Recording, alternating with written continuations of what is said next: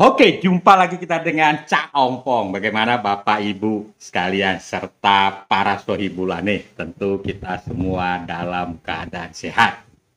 Ya, kepada Bapak Ibu yang baru menyaksikan Cak Ompong Channel, teruslah bersama analisa cerdasnya Cak Ompong.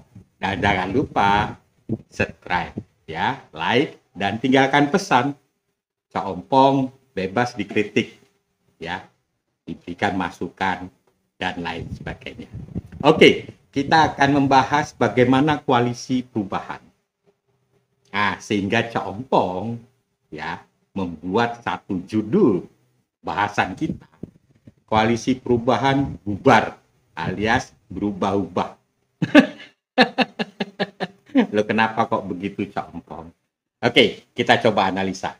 Pertama, permasalahan utamanya adalah perihal cawapres. Nah, Cak Ompong tidak akan membahas itu terlalu detail, tapi status terakhirnya adalah Bang Surya Paloh mengatakan cawapres Anies. Nah, itu kita melihat bagaimana cawapres Ganjar maupun cawapresnya Prabowo. Jadi, capresnya lebih dulu, cawapresnya justru malah belakangan.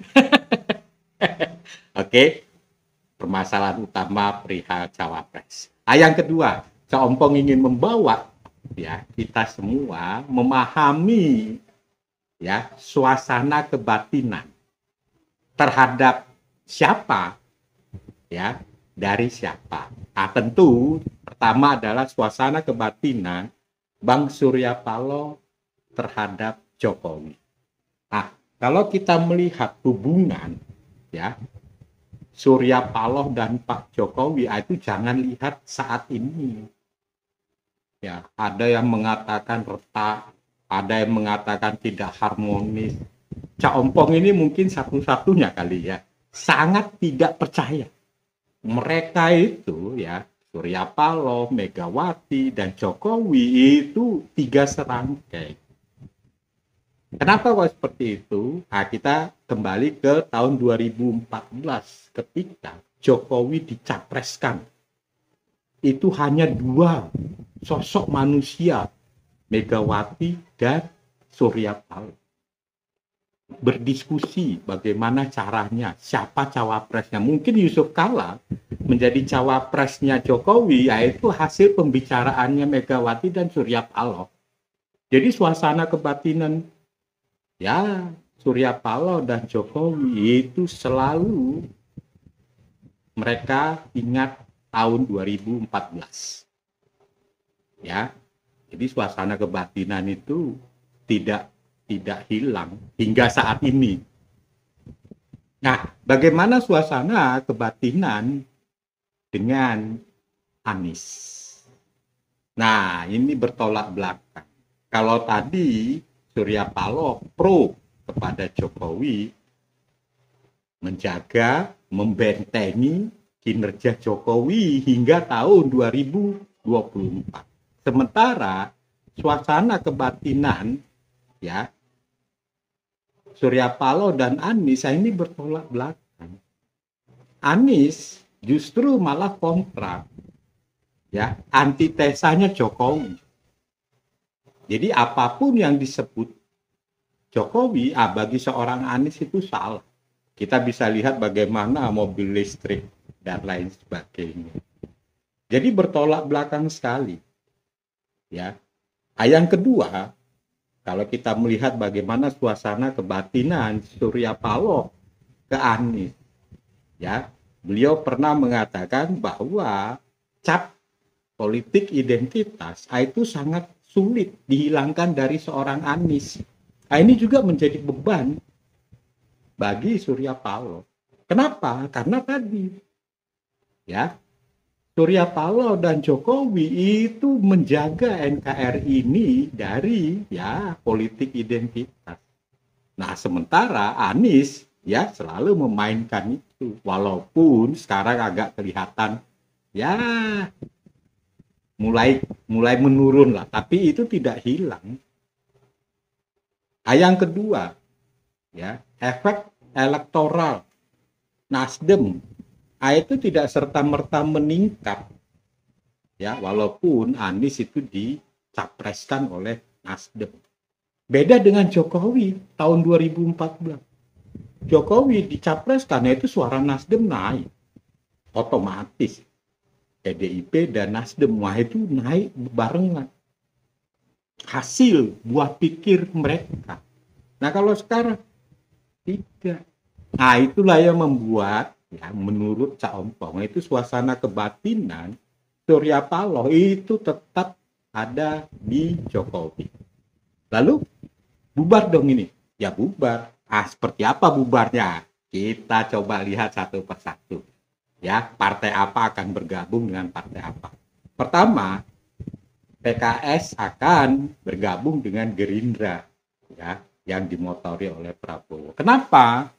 Ya karena dari pengalaman-pengalaman sebelumnya PKS dan Gerindra itu sangat intens, kerjasamanya sangat bagus, ya kan. Jadi tidak perlu lagi diskusi alot-alot, cukup dengan bahasa tubuh. Nah itu mereka sudah saling memahami, PKS dan Gerindra, ya kan. Beda sekali PKS dengan Demokrat, perlu pembelajaran dan lain sebagainya. PKS Gerindra, wah itu sudah. Kalau istilahnya itu dengan kode saja itu sudah paham. Ya, nah itu pertama. Jadi PKS akan ke Gerindra. Nasdem demikian juga, dia akan kembali kepada PDIP. Ya, cukup dengan bahasa tubuh lagi, ya. Mega dan Paloh itu tidak perlu ada diskusi kayak tim kecilnya apa koalisi perubahan tiap hari ketemu tapi gak jelas.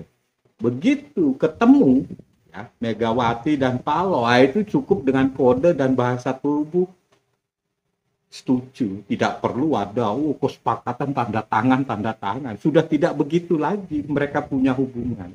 Seperti tadi PKS dan Gerindra, Nasdem dan PDIP. Nah, Demokrat kemana? Dia akan ke Golkar.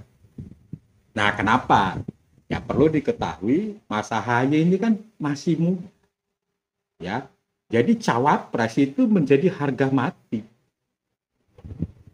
Karena apa? Karena melalui cawapres, panggung politiknya itu muncul di tahun 2020. Jika itu tidak terjadi, maka ya akan ketutup dengan ya politikus berikutnya, Mas Gibran, Kaisang. Ya, jadi memang mau tidak mau, cawapres AHY itu harus. Nah, sehingga apa yang terjadi? Ya, nanti akan ada poros baru, Erlangga dan sebagai capres, AHY sebagai cawapres. Ya, itulah kira-kira. Nah, Anies seperti apa? Ya, Anies gagal. Nggak jadi nyapres. Ya, karena tadi, suasana kebatinan antara yang memberikan mandat dan si capres ini nggak ketemu, ya. Jadi sulit sekali. Ya kalau kita memahami politikus senior seperti sekelas Megawati, sekelas Paloh, ini mereka ini kan bukan hanya sekedar matematika di atas kertas, tapi mereka coba memahami sesuatu yang belum terlihat, tapi cenderung akan terlihat. Ya, jadi kalau menurut saya Anies akan gagal. Kenapa? Karena suasana kebatinan, kerjasama, baik itu dengan PKS dan Demokrat, serta capresnya itu belum klop. Nah, sehingga Nasdem kembalilah ke PDIP. Oke, sampai kita ketemu lagi.